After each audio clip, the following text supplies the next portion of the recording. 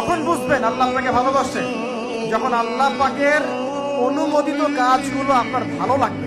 নামাজ পড়তে ভালো লাগছে, রোজা রাখতে ভালো লাগছে, কোরআন তেলাওয়াত করতে ভালো লাগছে, আল্লাহর জিকির করতে ভালো লাগছে, আলেম ওলামার সাথে থাকতে ভালো লাগছে। ঠিক আছে, আল্লাহর হালাল কাজগুলো যখন ভালো লাগবে বেশি বেশি, বুঝবেন আল্লাহ আপনাকে নির্ঘাত মহব্বত করেন।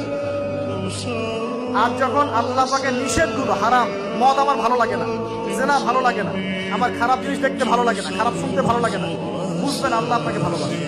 আর যখন দেখবেন খারাপের পিছনে আপনার ঝোঁক বেশি, দুর্নীতি করতে ভালো লাগে, সুদ খাইতে ভালো লাগে, ঘুষ খাইতে ভালো লাগে, কাউকে ঠকাইলে মনে হয় আমি স্মার্ট হয়ে গেলাম, হ্যাঁ, মানুষের টাকা আত্মসাৎ করতে ভালো লাগে, নামাজ না পড়ে ঘুম দিতে ভালো লাগে, ঠিক আছে, রমজান মাসে বিড়ি টানতে ভালো লাগে, ঠিক আছে, মেয়ের সাথে যে টাঙ্কি মারতে ভালো লাগে, তখন বুঝবেন আল্লাহ আপনাকে এখনো ভালোবাসেন বা আপনি আল্লাহর ভালোবাসা পাওয়ার যোগ্যতা হারিয়ে ফেলেছেন।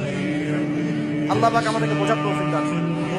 এই 31st নাইটে যদি আপনি কিছু করতেই চান, তাহলে আমি বলবো, আমার পরামর্শ, সুন্দর করে ওযু করে আইসে আপনাকে জায়নামাজে দাঁড়াতে হবে।